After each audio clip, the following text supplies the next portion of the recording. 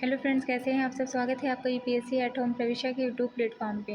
हम जो डेली के 5 क्वेश्चन की मेंस की आंसर राइटिंग कर रहे हैं, उसी के साथ साथ हमने जो एक नई सीरीज़ स्टार्ट की है जो कि आपकी प्री पे बेस्ड है, जो आपका अक्टूबर में प्री का एग्ज़ाम होने वाला है उस पर बेस्ड है, जिसमें हम सबसे पहले हिस्ट्री और पॉलिटी कंप्लीट करा रहे हैं। उसके बाद में हमारे आगे आने वाले जो है हम साइंस और इन्वायरमेंट का सब्जेक्ट लेके आएंगे। हमारा टारगेट रहेगा कि अक्टूबर से पहले ही आपके सारे सब्जेक्ट हम कंप्लीट करवा दें।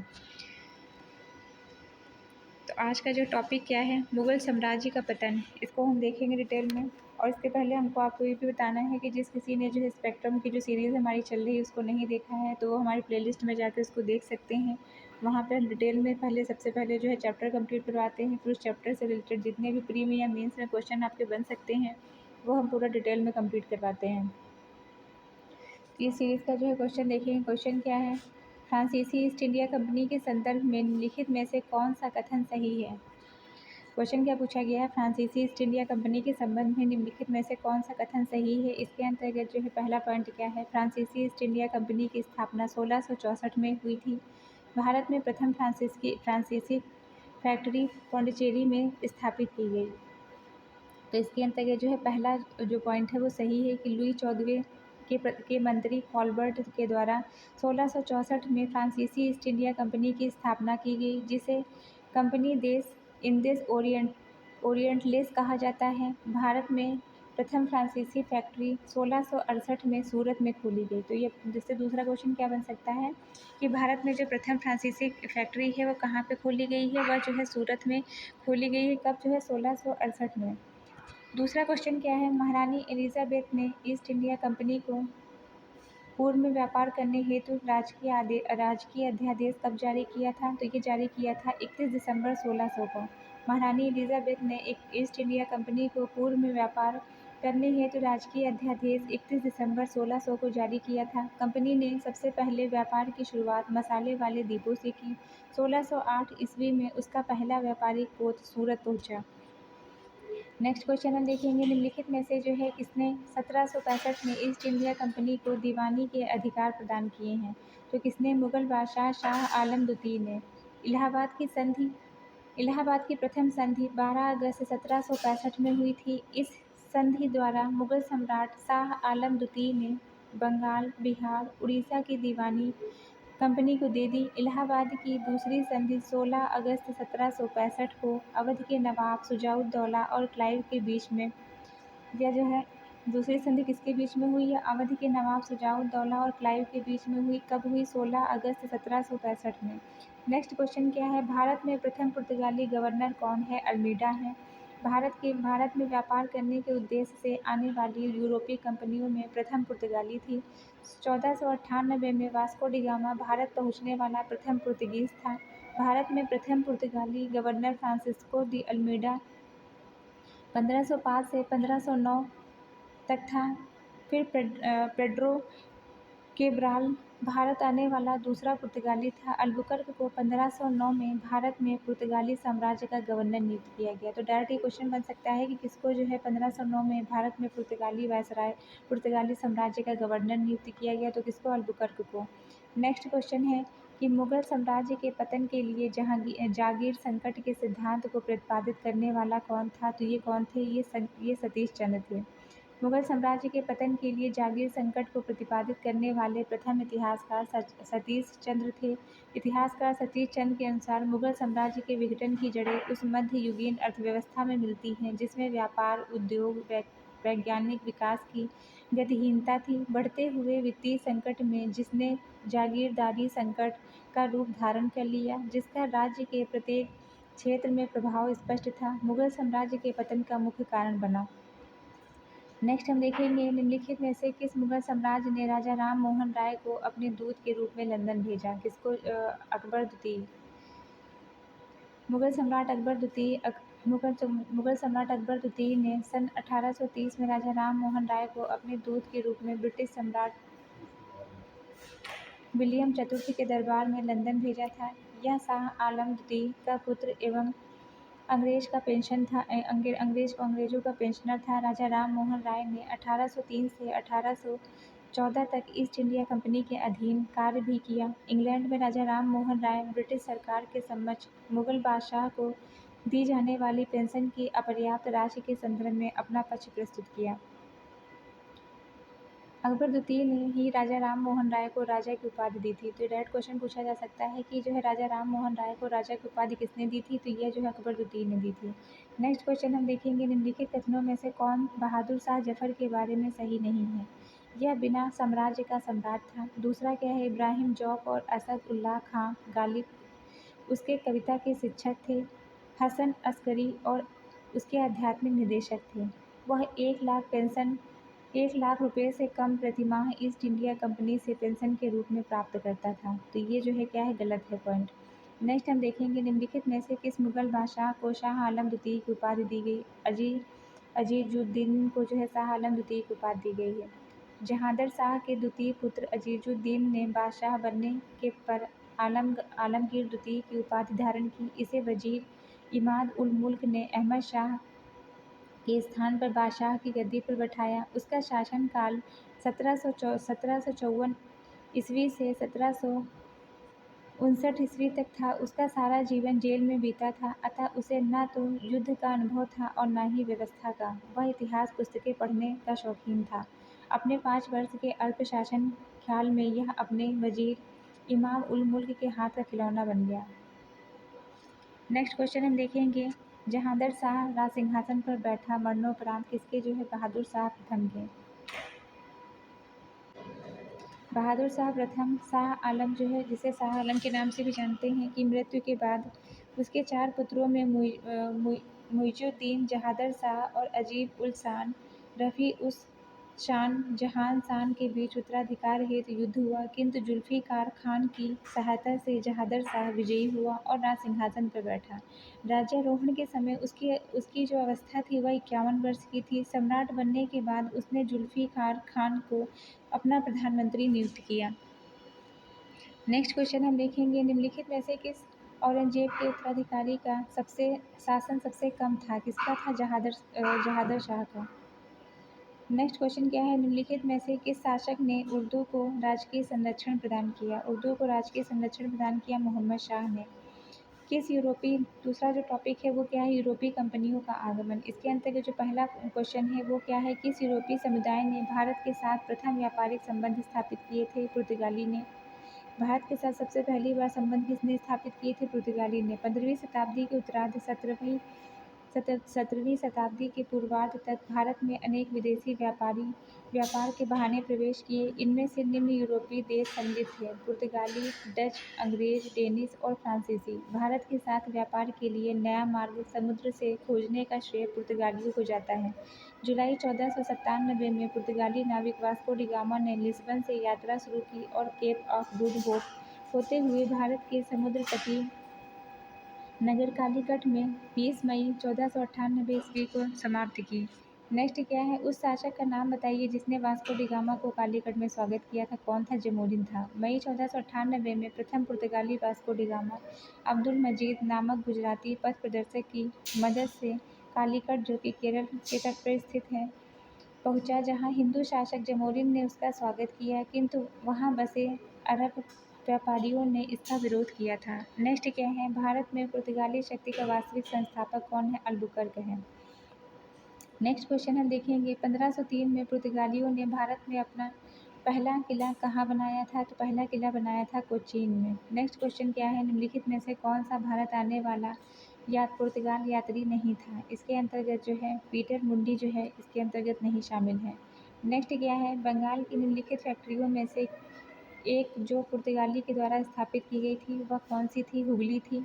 पुर्तगालियों ने 1503 में कोचीन में पहली फैक्ट्री, 1505 में कुन्नूर में दूसरी फैक्ट्री स्थापित की, लेकिन पुर्तगालियों ने बंगाल में पहली फैक्ट्री हुगली में स्थापित की थी। साथ ही मद्रास के निकट सोनथोमे में पुर्तगाली बस्तियां स्थापित करके भारत के पूर्वी समुद्र तट की ओर पुर्तगाली वाणिज्य का विस्तार हुआ। नेक्स्ट क्वेश्चन क्या है, बंगाल में निम्नलिखित में से कौन सा कारखाना डचों ने स्थापित किया था, तो कौन सा स्थापित किया था, चिंसुरा।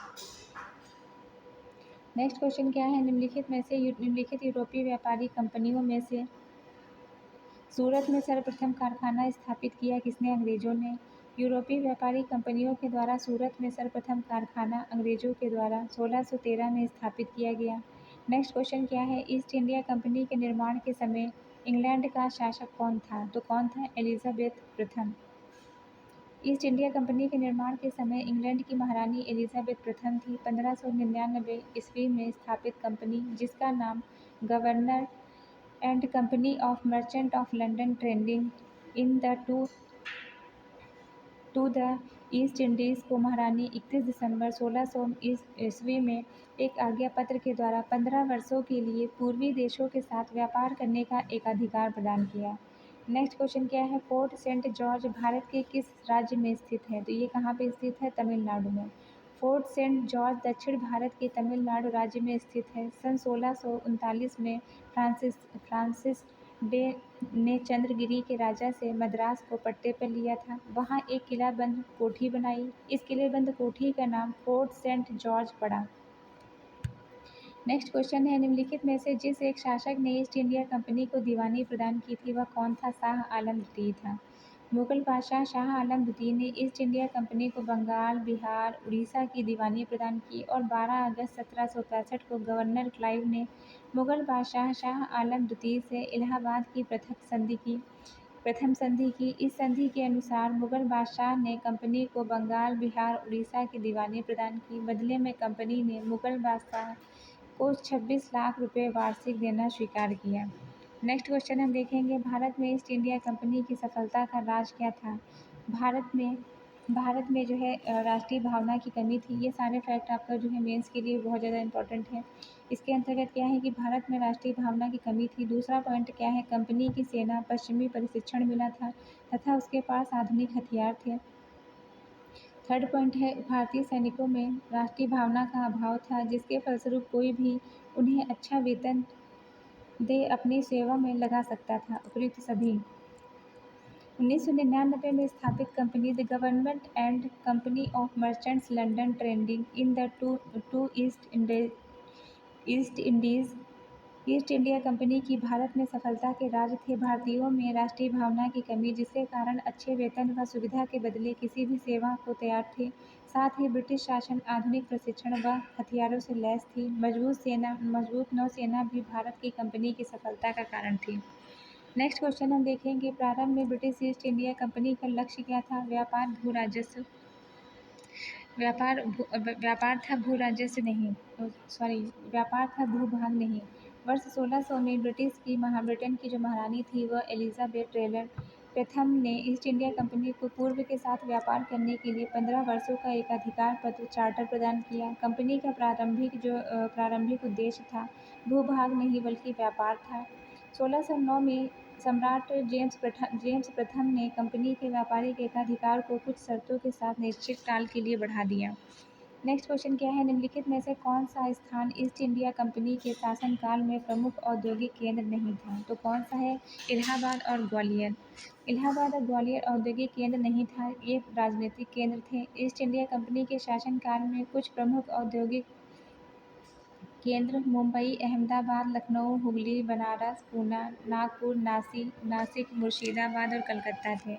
नेक्स्ट क्वेश्चन क्या है, ईस्ट इंडिया कंपनी को सबसे पहले किसने सामान्य सीमा शुल्क के बदले 3000 रुपया सालाना शुल्क अदा करने की छूट दी? वो कौन था? राजकुमार सुजा ने। बंगाल में जो है सर्वप्रथम अंग्रेजों को व्यापारिक छूट कब मिली? 1651 ईस्वी में, जब गैब्रियल बर्टन ने, जो कि बंगाल के सूबेदार शाह शुजा के साथ दरबारी चिकित्सक के रूप में रहता था, एक लाइसेंस अंग्रेजी कंपनी के लिए प्राप्त किया। इसके साथ 3000 रुपये वार्षिक कर के बदले कंपनी को बंगाल, बिहार, उड़ीसा का मुक्त व्यापार करने की अनुमति दी गई। नेक्स्ट क्वेश्चन क्या है, निम्नलिखित व्यापारिक शक्तियों में से किसे 1717 में चुंगी अदा करने में छूट दी गई थी? तो किसे दी गई थी? अंग्रेजों को। अंग्रेज व्यापारिक दृष्टि से ज़्यादा कूटनीतिक थे। उन्होंने बंगाल में अपनी शक्ति को बढ़ाने के लिए 1717 में मुगल सम्राट फ़र्रुखशियर से एक शाही फरमान प्राप्त किया, जिसके अनुसार वे 3000 रुपये वार्षिक देकर बिना कोई अतिरिक्त चुंगी दिए बंगाल में व्यापार कर सकते थे। अंग्रेजी कंपनी 38 गाँव खरीदने की अनुमति भी मिली थी। अंग्रेजी कंपनियों को जो है 38 गाँवों को खरीदने की अनुमति मिली। साथ ही इस फरमान के द्वारा वे शाही मुद्रालय का प्रयोग भी कर सकते थे। अंग्रेजों ने इसे बंगाल में अंग्रेजी व्यापार का मैग्ना कार्टा बताया। नेक्स्ट क्वेश्चन क्या है, फ्रांसीसी दक्कन में शक्ति स्थापित करने में असफल रहे क्योंकि अंग्रेजों की फौज शक्तिशाली थी। फ्रांसीसी दक्कन में शक्तिशाली न हो सके इसका प्रमुख कारण था वहाँ अंग्रेजों की फौज का शक्तिशाली होना था। व्यापारिक दृष्टि से अंग्रेज उनके अधिक प्रभावशाली थे अंग्रेज जो है उनसे अधिक प्रभावशाली थे। फ्रांसीसियों का यूरोप में उलझना भी उनकी कमजोरी का कारण बना। नेक्स्ट क्वेश्चन हम देखेंगे, फ्रांसीसी ईस्ट इंडिया कंपनी का निर्माण किसके शासनकाल में हुआ था? तो यह लुई 14वें के शासनकाल में। फ्रांसीसी ईस्ट इंडिया कंपनी का जो है कंपनी देश इंडियन ओरिएंट्स इसे जो है कहा जाता है। इसकी स्थापना 1664 में लुई 16वें के वित्त मंत्री कोलबर्ट के द्वारा की गई। यह कंपनी 1668 में भारत के व्यापार के लिए आई थी। नेक्स्ट क्वेश्चन क्या है, एक्स ला चैपल 1748 की संधि के संदर्भ में निम्नलिखित कथनों में विचार कीजिए। इसके अंतर्गत क्या है, प्रथम कर्नाटक युद्ध की समाप्ति हुई। दूसरा क्या है, अंग्रेजों को मद्रास पुनः प्राप्त हुआ। यूरोप में एक्स ला चैपल की संधि 1748 ईस्वी में ऑस्ट्रिया के उत्तराधिकार का युद्ध समाप्त हो गया, जिसके कारण कर्नाटक का प्रथम युद्ध 1746 से 48 भी समाप्त हो गया। इस संधि से मद्रास अंग्रेजों को तथा अमेरिका में लुइसबर्ग फ्रांसीसियों को वापस मिल गया। इस तरह युद्ध के प्रथम दौर में दोनों दर बराबर हो गए।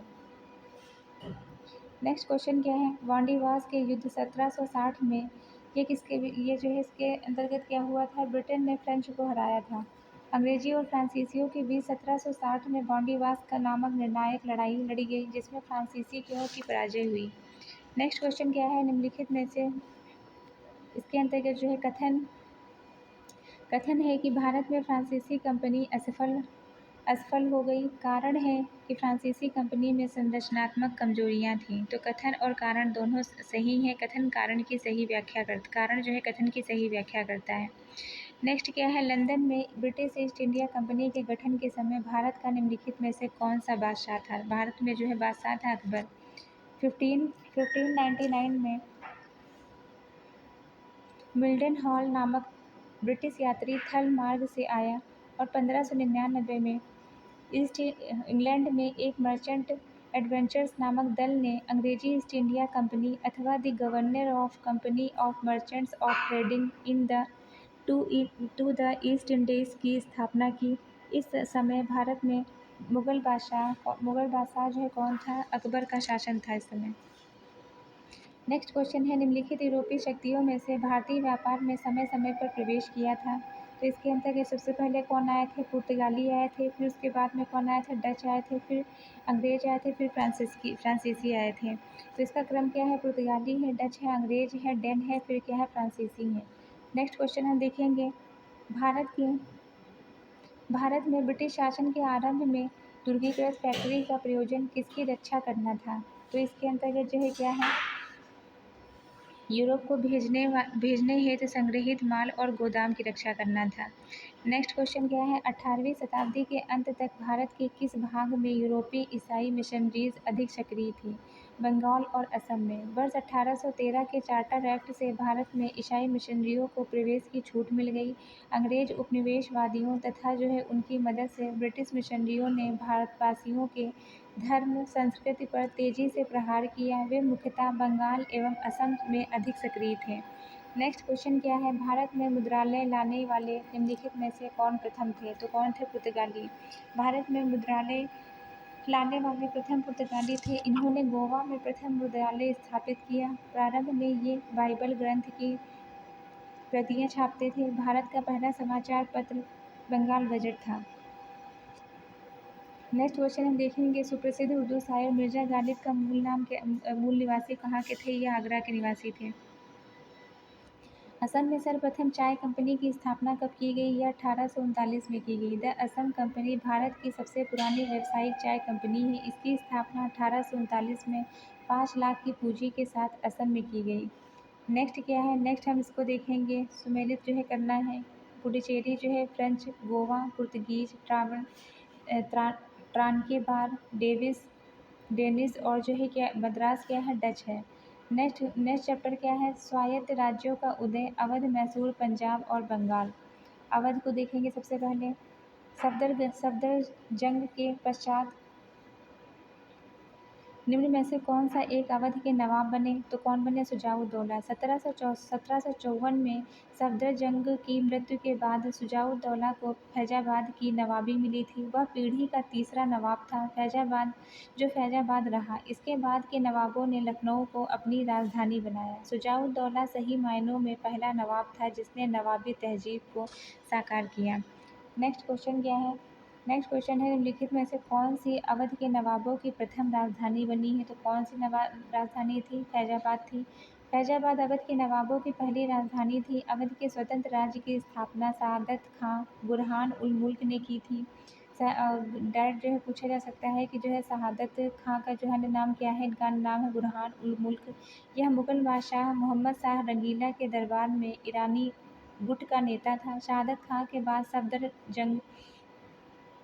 सफदरजंग अवध का नवाब बना। इसे मुगल बादशाह अहमद शाह ने मुगल साम्राज्य का वजीर नियुक्त किया। तब से अवध के नवाब वजीर कहलाने लगे। 1775 में अवध के नवाब आसफुद्दौला ने अपनी राजधानी फैजाबाद से लखनऊ स्थानांतरित कर दी। नेक्स्ट क्वेश्चन क्या है, अवध के प्रशासन पर निम्नलिखित रपटों को पढ़ें और नीचे दिए गए कूट का सही जो है क्रम के अनुसार पता लगाएं। इसके अंतर्गत जो पहला है narrative of a journey through the upper provinces of Hindustan. दूसरा क्या है, journey through the kingdom of Awadh in the year 1849 से 50।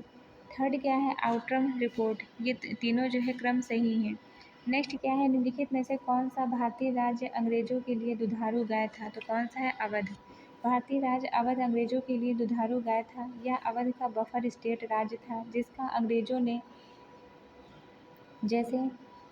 जैसे चाहा वैसे दोहन किया। मुगल बादशाह मोहम्मद शाह रंगीला के शासनकाल में 1719 से लेकर 48 में सआदत खां बुरहान उल मुल्क ने अवध के स्वतंत्र राज्य की स्थापना की।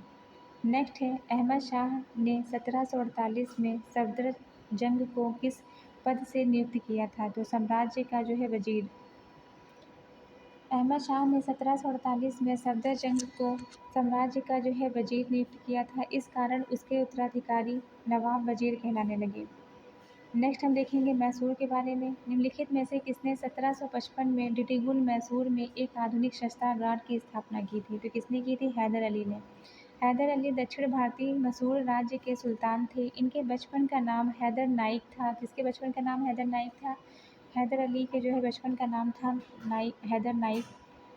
हैदर अली के समय ही प्रथम आंग्ल मैसूर युद्ध हुआ। कब हुआ, 1767 से 69 ईस्वी में, जिसमें हैदर अली को आंशिक सफलता प्राप्त हुई। दूसरा आंग्ल युद्ध जो है 1780 से 1784 में, जिसमें हैदर एवं अंग्रेजों के मध्य हुआ था, जिसमें हैदर अली की मृत्यु हो गई थी। फिर नेक्स्ट क्या है, 1755 में हैदर अली ने फ्रांसीसियों की मदद की और तमिलनाडु के डिडुगुल में आधुनिक शस्त्रागार को स्थापित किया। नेक्स्ट हम देखेंगे टीपू सुल्तान की राजधानी क्या है, श्रीरंगपट्टनम। द्वितीय आंग्ल मैसूर युद्ध में हैदर अली की मृत्यु के पश्चात उसका पुत्र टीपू सुल्तान गद्दी पर बैठा। इसने श्रीरंगपट्टनम को अपनी राजधानी बनाया। यह एक कुशल प्रशासक एवं सेनापति था। उसने आधुनिक कैलेंडर पद्धति को लागू किया, सिक्का ढलाई की तकनीक अपनाई तथा नापतोल के आधुनिक पैमाने अपनाए। ये सारे फैक्ट आपके जो है आगे आने वाले एग्जाम में बन सकते हैं। उसने श्रीरंगपट्टनम में स्वतंत्रता वृक्ष लगवाया तथा जैकोबिन क्लब का सदस्य बना। ये पूछा जा सकता है कि जैकोबिन क्लब का सदस्य कौन बना, तो कौन बना है, जैकोबिन क्लब का जो है सदस्य कौन बना, हैदर अली बना है। फिर 1799 में चतुर्थांग मैसूर युद्ध में अंग्रेजों से लड़ते हुए श्रीरंगपट्टनम के दुर्ग के द्वार पर उसकी मृत्यु हो गई। तो उनकी मृत्यु जो है कब हुई है, चतुर्थांग मैसूर युद्ध में जो है 1799 में श्रीरंगपट्टनम के दुर्ग के द्वार पर उनकी मृत्यु हो गई। नेक्स्ट क्या है, निम्नलिखित में से कौन सा कथन सही सुमेलित है। इसके अंतर्गत प्रथम आंग्ल मैसूर हैदर अली जो है इसके अंतर्गत जो है पराजित हुआ। दूसरा क्या है, ये गलत है। दूसरा क्या है, द्वितीय आंग्ल मैसूर युद्ध में हैदर अली ने अंग्रेजों को पराजित किया। फिर थर्ड क्या है, टीपू सुल्तान युद्ध जीता और अपना भूभाग जो है अंग्रेजों को नहीं दिया। चतुर्थ आंग्ल मैसूर युद्ध में जो कि 1799 में हुआ था, इसके अंतर्गत क्या हुआ, टीपू सुल्तान जो है पराजित हुआ और जो है युद्ध के जो है मध्य जो है दिवंगत हो गया। कहाँ पे ये हुआ था? श्रीरंगपट्टनम में। तो ये तीनों फैक्ट ऊपर के जो है गलत है और डी जो है पॉइंट सही है।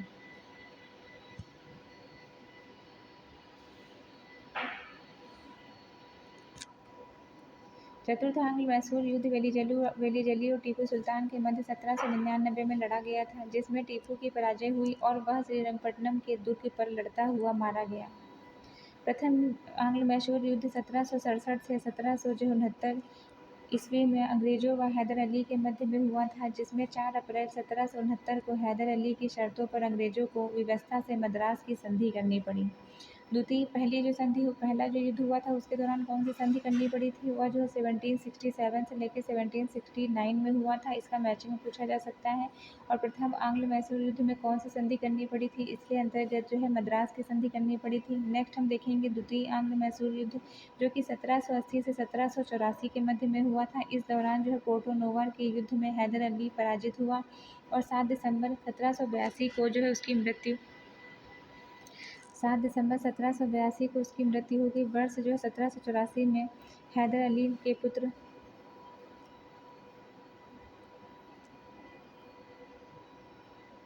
हैदर अली के पुत्र टीपू ने अपने हैदर अली के पुत्र जो है टीपू ने अंग्रेजों से मंगलोर की संधि की और तृतीय आंग्ल मैसूर युद्ध में 1790 से 1792 के मध्य हुआ कौन सा तृतीय आंग्ल मैसूर युद्ध, जिसके दौरान अंग्रेज गवर्नर कॉर्नवालिस, मराठा और निजाम की सेना ने टीपू को श्रीरंगपट्टनम के दुर्ग में घेर लिया। टीपू को विवश होकर श्रीरंगपट्टनम में 1792 की संधि जो है करनी पड़ी। नेक्स्ट क्या है, निम्नलिखित कथनों में से कौन सा एक कथन टीपू के संदर्भ में जो है सही नहीं है? उसने फ्रांस और जो है टर्की पार्सिया में कूटनीतिक भेजे थे। उसने चीन से व्यापारिक संबंध बनाए थे। उसने दरबार में कुस्तुतुनिया तथा जो है फ्रांस के राजदूत आए थे। उसने सामुद्रिक सेना नहीं बनाई थी। तो ये डी पॉइंट जो है इसके संदर्भ में गलत है। नेक्स्ट क्वेश्चन क्या है, टीपू सुल्तान के निम्नलिखित पुत्रों में से बंधक के रूप में श्रीरंगपट्टनम में समझौता में अंग्रेजों को नहीं दिया। कौन सा जो है फतेह हैदर। लॉर्ड कॉर्नवालिस ने तृतीय आंग्ल मैसूर युद्ध के दौरान 5 फरवरी 1792 में श्रीरंगपट्टनम के किले पर अधिकार कर लिया। विवश होकर टीपू सुल्तान को अंग्रेजों से मार्च 1792 में श्रीरंगपट्टनम की संधि करनी पड़ी। इसके अनुसार उसे अपने राज्य का आधा भाग अंग्रेजों तथा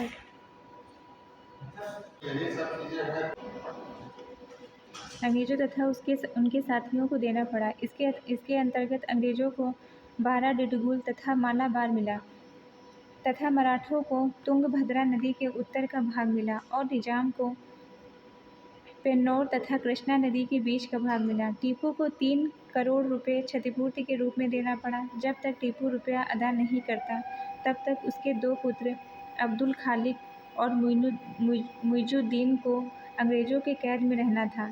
फतेह हैदर को बंधक के रूप में अंग्रेजों को नहीं दिया गया। कॉर्नवालिस ने इस स्थिति को निम्नलिखित शब्दों में वर्णित किया: हमने अपने शत्रु को प्रभावशाली ढंग से अपंग बना दिया तथा अपने साथियों को भी शक्तिशाली नहीं बनने दिया। तो ये हमारा जो है क्वेश्चन हो गया। नेक्स्ट हम देखेंगे, पूरब का साम्राज्य हमारे पैरों पर है, यह कथन किससे संबंधित है? तो ये जैसे ये जो फैक्ट दिया हुआ है, वैसे इसमें जो इन्होंने कॉर्नवालिस ने जो है इस स्थिति को निम्नलिखित शब्दों में वर्णित किया है। जैसे ये क्वेश्चन पूछा गया है कि पूरब का साम्राज्य हमारे पैरों में ही, ये किसके संदर्भ में कहा गया है? ये कहा गया है चतुर्थ जो है आंग्ल मैसूर युद्ध, जिसमें जो टीपू की जो है मृत्यु हो गई थी, श्रीरंगपट्टनम की जो है संधि हुई थी और इसमें जो है ये कब हुआ था? 1799 में। और इसमें जो है डायरेक्ट क्वेश्चन पूछा जा सकता है कि हमने अपने शत्रु को प्रभावशाली ढंग से पंगु बना दिया। यह जो है यह संबंधित है किससे? ये जो है पूछा जा सकता है कि यह कथन जो किसने दिया था? तो यह कथन दिया था कॉर्नवालिस ने। नेक्स्ट हम देखेंगे, नेक्स्ट क्या है, निम्नलिखित को जो है सुमेलित करना है। तो इसके अंतर्गत जो है क्या है, जो भी हम इतनी देर से देख रहे हैं कि उसमें जो कि पूछा गया है कि प्रथम जो आंग्ल मैसूर युद्ध जो है कब हुआ है और द्वितीय आंग्ल मैसूर युद्ध के संदर्भ में जो कौन सी संधि हुई है, उसको हम देखेंगे कि जो प्रथम जो है द्वितीय आंग्ल मैसूर युद्ध जो हुआ है उसके संदर्भ में कौन सी हुई है? मंगलोर की संधि हुई है। और जो है प्रथम कर्नाटक का युद्ध में जो कि 1746 से 48 के बीच में हुआ, जिसमें ऑस्ट्रिया के उत्तराधिकार का युद्ध था ये। इसमें जो है कौन सी संधि हुई है? एक्सला चैपल की संधि 1748 हुई है। फिर नेक्स्ट क्या है? द्वितीय कर्नाटक युद्ध, ये 1749 से 1754 में 54 ईस्वी में। इसमें कर्नाटक व हैदराबाद के आंतरिक मामलों में विवाद हुआ है। इसमें पुडुचेरी की संधि हुई है 1755 में। नेक्स्ट हम देखेंगे कर्नाटक जो है तृतीय कर्नाटक युद्ध, यह 1758 से 1763 में। इसके अंतर्गत सप्तवर्षीय युद्ध को इससे प्रभावित हुआ है। इसमें पेरिस की संधि हुई है 1763 में। वांडीवास का युद्ध 1760 में। इसमें अंग्रेजों ने फ्रांसीसियों को निर्णायक रूप से पराजित किया है। नेक्स्ट क्या है? पंजाब। इसके संदर्भ में देखेंगे क्वेश्चन क्या बनते हैं। गुरु नानक का सबसे तीक्ष्ण प्रहार क्या था? जाति व्यवस्था पर था। गुरु नानक का सबसे तीक्ष्ण प्रहार जाति व्यवस्था पर था। नानक को जब ज्ञान प्राप्त हुआ तो बोले कि ना कोई हिंदू है और ना कोई मुस्लिम। यही शब्द गुरु नानक के सिद्धांतों का सार है। नेक्स्ट क्वेश्चन क्या है? महाराजा रणजीत सिंह के राज्य की राजधानी क्या थी? वो लाहौर थी। सिखों के शुक्रचकिया मिसल से संबंधित महाराजा रणजीत सिंह का राज्य पंजाब के लाहौर तक विस्तृत था। महाराजा रणजीत सिंह की राजधानी लाहौर तथा धार्मिक राजधानी अमृतसर थी। तो ये डायरेक्ट क्वेश्चन पूछा जा सकता है कि जो महाराजा रणजीत सिंह है उनकी जो राजनीतिक राजधानी थी तो वो क्या थी? वो लाहौर थी। और उनकी धार्मिक राजधानी क्या थी? तो अमृतसर थी।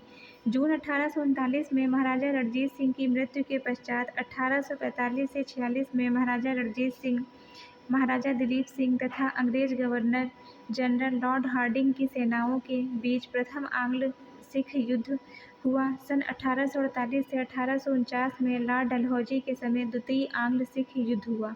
उल्लेखनीय है कि रणजीत सिंह ने अपनी राजधानी लाहौर में एक तोपखाना खोला जिसमें मुस्लिम तोपची नौकरी पर रखे गए थे। नेक्स्ट क्वेश्चन हम क्या देखेंगे? सिखों के द्वारा अपनी पृथक पहचान के लिए 19वीं शताब्दी के सिंह सभा आंदोलन प्रारंभ हुआ। प्रथम सिंह सभा का प्रारंभ कहाँ से हुआ था? तो ये हुआ था अमृतसर से। नेक्स्ट क्या है? महाराजा दिलीप सिंह ने पंजाब के ब्रिटिश साम्राज्य में विलय से संबंधित कागजातों पर हस्ताक्षर जो है कब किया था? तो इसके संदर्भ में क्या है? 29 मार्च 1849 में।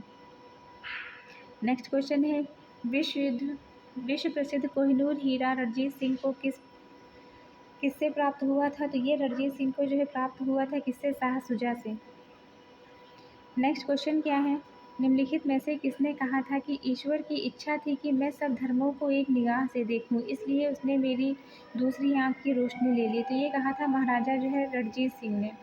महाराजा रणजीत सिंह ने कहा था कि ईश्वर की इच्छा थी कि मैं सब धर्मों को एक निगाह से देखूं, इसलिए उसने मेरी दूसरी आंख ले ली। महाराजा रणजीत सिंह का जन्म नवंबर 1780 में गुजरांवाला में हुआ था। इस दादा चरत सिंह शुक्रचकिया मिसल के वीर नेता थे। उन्होंने अहमद शाह अब्दाली के विरुद्ध कई बार सफलतापूर्वक युद्ध किए। इनके पिता महा सिंह थे। नेक्स्ट क्या है? रणजीत सिंह के राज्य में सम्मिलित था। क्या सम्मिलित था? श्रीनगर। रणजीत सिंह के राज्य में श्रीनगर सम्मिलित था। उनका राज्य 4 प्रांतों कश्मीर, मुल्तान, पेशावर, लाहौर में विभाजित किया गया जो सूबे कहलाते थे। नेक्स्ट क्वेश्चन है सिख राज्य का अंतिम राजा कौन था? ये जो है दिलीप सिंह थे। सिख राज्य के अंतिम राजा दिलीप सिंह थे जिनका जन्म 6 सितंबर 1838 में हुआ और उनकी मृत्यु 22 अक्टूबर 1893 में पेरिस में हुई। नेक्स्ट क्वेश्चन क्या है? रणजीत सिंह का वित्त मंत्री कौन था? तो दीनानाथ। रणजीत सिंह का वित्त मंत्री दीनानाथ था। फ़कीर अजीजुद्दीन उनका विदेश मंत्री था। रणजीत सिंह की विशेष आदर्श सेना को फ़ौज खास कहते हैं, जिसका गठन 1822 में जनरल वनतूरा और अलार्ड द्वारा किया गया। इलाही बख्श उनके तोपखाने का कारवाह था। नेक्स्ट क्वेश्चन क्या है? निम्नलिखित में से कौन डोगरा रणजीत सिंह के बेटे शेर सिंह के समर्थक थे? तो ये जो है गुलाब सिंह, सुच्चा सिंह और ध्यान सिंह, ये सभी। रणजीत सिंह की मृत्यु के बाद जून 1839 में उनका पुत्र खड़क सिंह सिंहासन पर बैठा। इस समय 2 विरोधी दलों संधावालिया सरदार चैत सिंह, अतरा सिंह और लहना सिंह डोगरा बंधुओं की प्रतिद्वंद्विता के कारण पंजाब में अराजकता फैल गई। खड़क सिंह की मृत्यु के बाद संधावालिया दल ने नौनिहाल तथा उनकी माता चांद कौर का समर्थन किया। डोगरा बंधुओं ने रणजीत सिंह के पुत्र शेर सिंह को समर्थन दिया। नेक्स्ट हम देखेंगे बंगाल। इससे संदर्भित जो है क्या क्वेश्चन बन सकते हैं। 18वीं सदी के पूर्वार्ध में बंगाल के नवाबों की राजधानी निम्नलिखित में से कहाँ थी, तो यह थी मुर्शिदाबाद। नेक्स्ट क्वेश्चन क्या है, व्यक्ति जो है राय दुर्लभ, इनका क्या पद था, ये जो है बंगाल नवाब का जो है कोषाध्यक्ष थे। जगत सेठ ये मुर्शिदाबाद के सेठ थे। मोहम्मद रजा खान ये बंगाल के दीवान थे और राजा सिताब राय संबंधित हैं, ये भी बिहार के दीवान थे। नेक्स्ट क्वेश्चन क्या है, बंगाल में जो है प्लासी के युद्ध के पश्चात अंग्रेजों के नवाब के पद को बनाए रखा, क्योंकि ये सोचते थे कि वह व्यवस्था अभी तक उनके हितों के साथ संगत नहीं हुई है।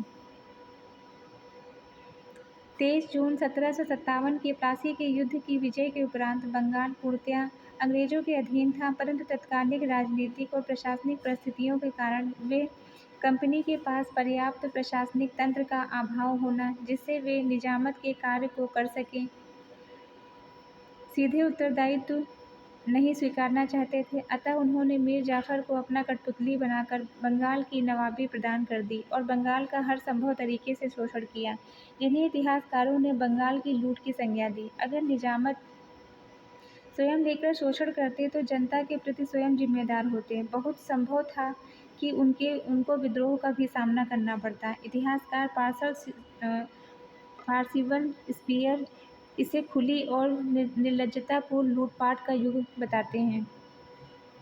नेक्स्ट क्या है, मीर जाफर के शासनकाल में अंग्रेजों की नीति में एक महत्वपूर्ण मोड़ था शनैः शनैः नवाब के अधिकारों को समाप्त करना। प्लासी के युद्ध के उपरांत मीर जाफर बंगाल का नवाब बना। मीर जाफर ने अंग्रेजों को कलकत्ता के पास 24 परगना तथा नगद का 24 परगना एवं नगद उपहार दिए। उसने ही शासन के काल में बंगाल के व्यापार पर कंपनी का एकाधिकार स्थापित हुआ। कंपनी के कर्मचारियों ने वित्तीय कार्य अपने हाथों में ले लिया। इस तरह कंपनी ने नवाब के अधिकारों को नियंत्रित कर उनके अधिकारों का अतिक्रमण किया। नेक्स्ट क्वेश्चन क्या है, निम्नलिखित में से कौन सा कलकत्ता का संस्थापक था। जॉर्ज जो है चारनाक जो है कलकत्ता के संस्थापक थे। नेक्स्ट क्वेश्चन है, निजाम उल मुल्क ने किस स्वतंत्र राज्य की स्थापना की थी। इसने जो है हैदराबाद के स्वतंत्र राज्य की स्थापना 1724 में सूबेदार निजाम उल मुल्क ने की थी। नेक्स्ट क्या है, निम्नलिखित गवर्नर जनरलों में से किसने बंगाल में भू व्यवस्था को पुनर्गठित किया था, तो किसने किया था, लॉर्ड कॉर्नवालिस ने। लॉर्ड कॉर्नवालिस ने 1793 में बंगाल में स्थायी बंदोबस्त के रूप में एक राजस्व पद्धति की शुरुआत की। इसके समय में जिले के सभी अधिकार कलेक्टर को दिए जाते थे। ये भारतीय सिविल सेवा के जनक थे। कॉर्नवालिस कोड का निर्माण 1793 में किया गया, जो शक्ति के पृथक्करण सिद्धांत पर आधारित था। नेक्स्ट क्या है, निम्नलिखित में से किसने फतेह चंद्र को जगत सेठ की उपाधि दी, तो किसने दी थी, मोहम्मद शाह ने। मुगल शासक मोहम्मद शाह ने फतेह चंद्र को जगत सेठ की उपाधि प्रदान की तथा फर्रुखसियर से सेठ की उपाधि प्रदान की। फर्रुखसियर ने जो है उनको जगत सेठ की उपाधि जो किसने दी, मुगल शासक मोहम्मद शाह ने फतेह चंद्र को जगत सेठ की उपाधि दी तथा फर्रुखसियर ने उनको जो है सेठ की उपाधि दी। इलाहाबाद की संधि कब हुई, 1765 में। मंगलौर की संधि 1784 में। सलीबाई की संधि हुई 1782 में और मद्रास की संधि हुई 1769 में। नेक्स्ट क्या है, आंग्लो मराठा संघर्ष, इसको हम देखेंगे। गायकवाड़ बड़ौदा संबंधित है, होलकर संबंधित है इंदौर से, सिंधिया संबंधित है ग्वालियर से, भोसले संबंधित है नागपुर से। नेक्स्ट क्या है, मराठों के संबंध में निम्नलिखित में से कौन सा कथन सही है। मराठा चौथ और सरदेशमुखी के रूप में कर वसूल करते थे। मराठों ने 1761 में पानीपत के द्वितीय युद्ध में भाग लिया था, तो इसके संबंध में जो पहला है वो सही है कि मराठों ने 14 जनवरी 1761 में अफगानों के विरुद्ध हुए पानीपत के तृतीय युद्ध में भाग लिया था, न कि पानीपत के द्वितीय युद्ध में। मराठों ने राजस्व के क्षेत्र में चौथ और सरदेशमुख कर वसूल किया जाता था। मराठों की राजस्व में जो है कौन सा कर वसूल किया जाता था, चौथ और सरदेशमुख। तो ये डायरेक्ट पूछा जा सकता है कि चौथ और सरदेशमुख जो कर किससे संबंधित है, किस शासन व्यवस्था था, तो मराठाओं से संबंधित है। नेक्स्ट क्या है, बाजीराव द्वितीय को दी जाने वाली पेंशन, नाना साहेब को दिए जाने वाली पैरवी के लिए कोर्ट ऑफ डायरेक्टर के समक्ष लंदन कौन गया था, तो कौन गया था जी, मुल्ला खां गए थे। बाजीराव द्वितीय को दी जाने वाली पेंशन नाना साहेब नाना साहेब को दिए जाने हेतु पैरवी के लिए कोर्ट ऑफ डायरेक्टर के साथ लंदन अजीमुल्ला खां गए थे। अजीमुल्ला खां नाना साहेब के प्रधान सलाहकार थे। नेक्स्ट क्वेश्चन क्या है, बाजीराव पेशवा के दत्तक पुत्र का क्या नाम था? इनका नाम था नाना साहेब। नेक्स्ट क्वेश्चन हम देखेंगे, निम्नलिखित में से किसने भारत में अंग्रेजों का सर्वाधिक विरोध किया था? तो किसने किया था? मराठाओं ने। भारत में अंग्रेजों का सर्वाधिक प्रबल विरोध मराठाओं के द्वारा किया गया। परंतु पानीपत का जो तृतीय युद्ध था जो कि 1761 में हुआ, ये आपका जो आ गया ने एग्जाम में बन सकता है कि पानीपत का तृतीय युद्ध कब हुआ था? 1761 में हुआ था। के पश्चात भारत में मराठों की श्रेष्ठता समाप्त हो गई, जिसका अंग्रेजों ने लाभ उठाया। बेलीजली ने 1802 में पेशवा को बसीन की संधि सहायक संधि करने के लिए बाध्य किया। सन 1818 ईस्वी में लॉर्ड हेस्टिंग्स ने मराठों का पूर्ण उन्मूलन कर भारत में ब्रिटिश सर्वोच्चता की स्थापना की। नेक्स्ट क्या है, 13 जून 1817 को पुणे की संधि पर किसने हस्ताक्षर किए थे? तो ये बाजीराव द्वितीय ने किए थे। 13 जून 1717 को पुणे की संधि हुई, जिस पर पेशवा बाजीराव द्वितीय ने हस्ताक्षर किए थे। इसके बाद मराठा संघ भंग कर दिया गया, पेशवा का नेतृत्व समाप्त हो गया। पेशवा को अहमदनगर का दुर्ग, बुंदेलखंड, मालवा तथा शेष भारत का अधिकार कंपनी को देना पड़ा। पूना में अंग्रेजी सेना रखने की अनुमति भी पेशवा को देनी पड़ी।